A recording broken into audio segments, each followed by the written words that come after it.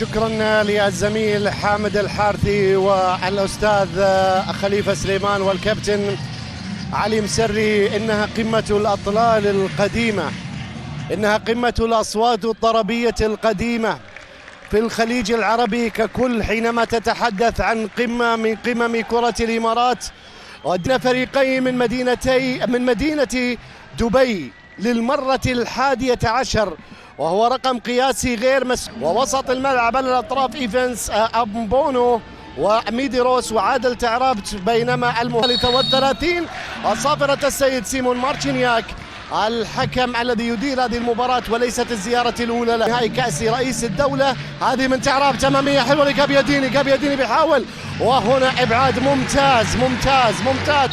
حكم البولندي يستأنف اللعب الآن وبيلعبها فريق نادي النصر، لكنها تبعد إلى خارج الملعب، هي رمية تماس. وارتبطوا بهذا النادي العريق. الكرة ملعوبة إلى خارج الملعب. على فكرة في معلومة تاريخية، لما نتكلم مثلا عن بطولة الدوري هذا الموسم نقول 12 سنة وهو حكم دولي، وهو من أدار النهائي الشهير، أجمل نهائي لكأس العالم في لوسيل في قطر بين ضرب بالكرات المرتدة السريعة، لما لا، يوري سيزار. بينما النصر طبعا سيحاول قدر الإمكان أن يستثمر قدرات عادل تعرابت في قلب التفوق في منتصف الملعب، التفوق المتوقع لشباب الأهلي. الكرة إلى خارج الملعب، رمية تماس ملعوبة أمامية باتجاه تعرابت، يحاول يتقدم، الكرة إلى خارج الملعب، رمية تماس.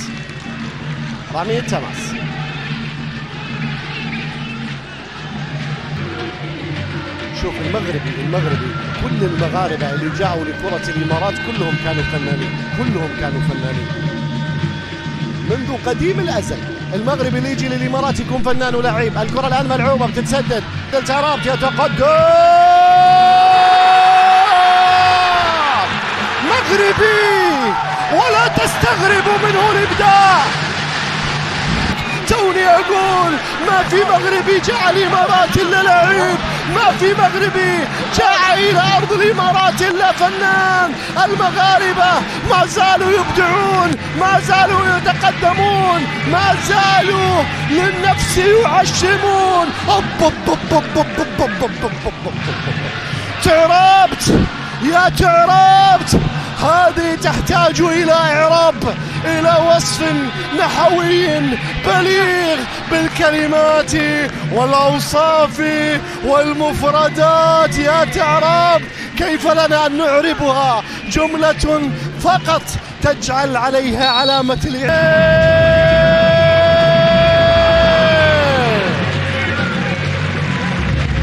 جددوا التعراب، جددوا له. يا بخت من استمتع فيه لما كان في أوروبا عادل تعرابت. التمريرات الثرو البينية هذه الثانية يتجدد في هذه الليلة. ريان بيخلص صلاة، كرة للأحمر يا سلام،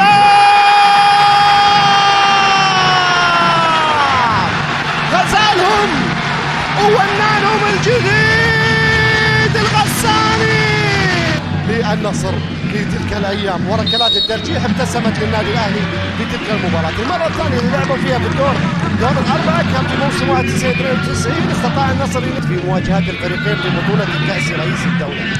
على ذلك تعرابت، الله عالي السلام، الكره بتعدي. كلما وصلت الكره الى عادل تعرابت علينا ان نتوقف.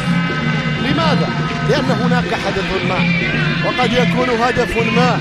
الثانية كل ما نذكر نهائيات ومباريات وبطولات يأتي إسبر ما شاء الله ما عنده وقت للزراعة ولا لا عنده وقت للتفكير، عنده وقت للإبداع، عنده وقت للعمل. تعراب يسدد لوكا من مسافة، بيلعب، الله، بيسيطر عليها شامبيه. أنا أقول حق الأهلاوي اليافع، الأهلاوي صغير السن، ارجع الله، الشيء بالشيء يذكر. في السبعينات في بطولة يكون التأجيل يكون بسبب أنك محافظ على سلامة الجميع و ياما مدفعجية مروا يا تعربت الكرة تجاوزت، ياما مدفعجية تبعد الكرة في منتصف الملعب. تعربت يا سلام بالكعب مشاها. ارتداد نصراوي من فترة العميد لم يهاجم، من فترة النصر لم يهاجم. ترجع الكرة لك الشيخ راشد رحمة الله عليه أمر ببناء استاد دولي لنادي النصر، كان بشكل ممتاز. شاهد والإذن تسمع. تعربت الله إيباب للعميد أمام المرمى. الله يا تعرب في المساحة. عزة الله يا الله. عودي يا عيان عبد الرزاق وأيام مهدي. يا سلام يا سلام. تعرفت هل ينتهي بكر؟ هنا من يتقدم ويلعبها. بدر ناصر بيخلصها الى خارج الملعب. ضربه ركنيه. تبدا الخطوره لما يستلمها. تعربت يا سلام على التفكير والتمرير. ترجع الكره مره ثانيه. فاول لمصلحه فريق نادي النصر، فاول لمصلحه النصر. ولوك يعقوب منو يعقوب؟ تعربت بيلعبها ولكنها بتعمل العارضه وبتعدي الى خارج الملعب. ضربه مرمى. كيفن اعتقد من الاسماء المرشحه جدا للنصر للمشاركه بالذات مع شرودر. حقق ما اراده في الكره قائمه. سيزار بيخلصها. ايها الاحبه الكرام، ايها المتابعون في كل مكان، عنوان شوط المباراه الاول اثاره ومتعه ونديه وقوه. العوده الى استاد زعبيل حيث شوط اللقاء الثاني الذي يجمع بين فريقي شباب الأهلي والنصر، والذي كان في قمة الإثارة في أحداث ذلك. لوكا وسعيد عزة الله، ووسط الملعب كذلك ليما بمشي على الجهة اليسرى لتعربت. المباراة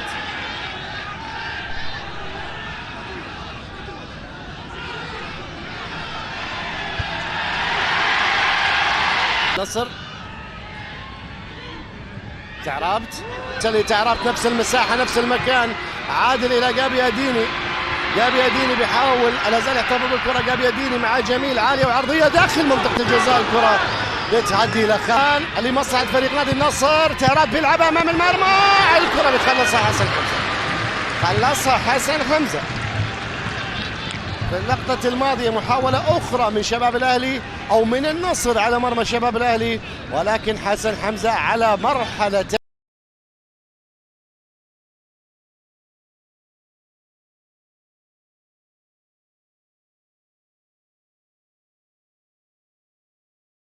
السلام عليكم ورحمة الله تعالى وبركاته. مشاهدينا الكرام، عدنا إليكم هذه المرة مع اللاعب المخضرم عادل تعربت الذي سجل أجمل أهدافه هذا الموسم بصاروخية من خارج مربع العمليات ليصل إلى هدفه الثامن هذا الموسم مع تقديمه ل6 تمريرات حاسمة، وليكون بذلك قد ساهم في 14 هدفا في 17 مباراة من الدوري الإماراتي للمحترفين. وليؤكد بذلك عادل أن العمر فقط أرقام تكتب في سجلات التعريف، وأن عمر التألق والتميز داخل المستطيل الأخضر لا حدود له. إلى هنا مشاهدينا الكرام نكون قد وصلنا إلى نهاية الخبر، وإلى أخبار وفيديوهات جديدة إن شاء الله.